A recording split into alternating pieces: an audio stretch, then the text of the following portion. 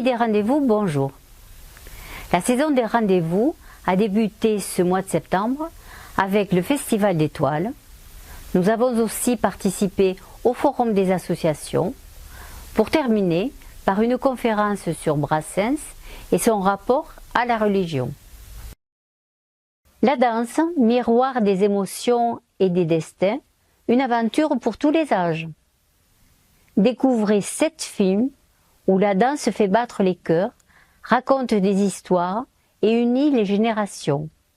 Entre rires, défis et rêves, ces œuvres célèbrent la magie du mouvement pour le plus grand plaisir des petits et des grands. Pour les plus jeunes. Ballerina. Que c'est un film dans lequel il y a de l'action, il y a des courses-poursuites, il y a des moments où Félicie va échouer. Footloose. Une explosion d'énergie et de rebelle danse. Quand la musique et la danse libèrent une ville entière, les pieds ne peuvent s'empêcher de bouger. Pour les cinéphiles, plongez au cœur de 5 œuvres cinématographiques où la danse n'est pas seulement un art, mais le fil conducteur de vie, de passions et de rencontres.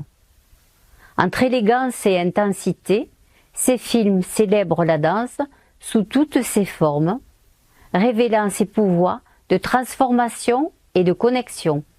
Ballroom Dancing, une immersion dans l'univers compétitif et envoûtant des danses de salon, où chaque pas raconte une histoire de dépassement et de grâce. Que le spectacle commence. Un hommage vibrant au music-hall et à la comédie musicale, où la danse devient spectacle et échappatoire entre rire et émotion. Le bal, une fresque sociale et historique où la danse, à travers les époques, unit les destins et transcende les différences.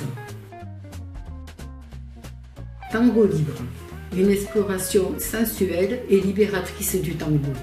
Danse de l'âme où chaque mouvement exprime la liberté et la passion.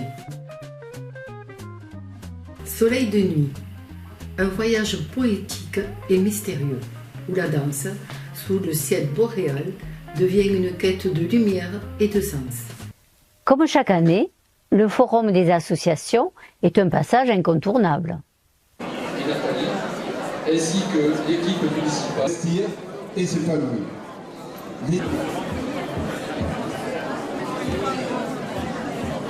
C'est pas possible, ça.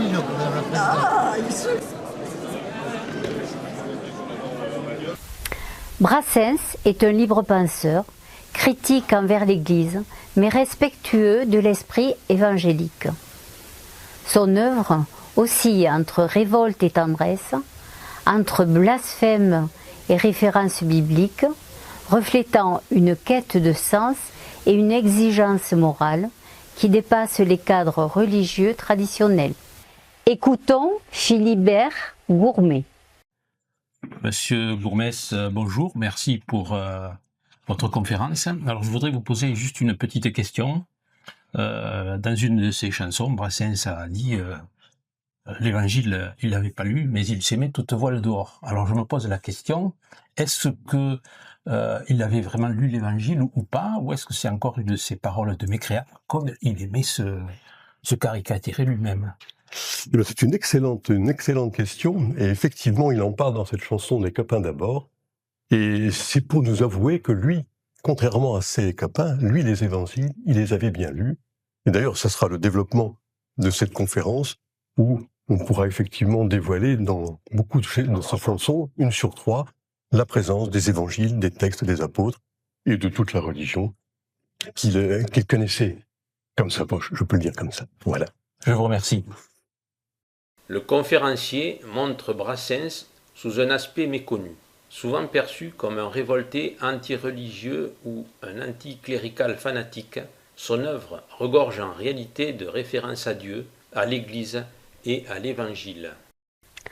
C'est terminé pour ce mois de septembre.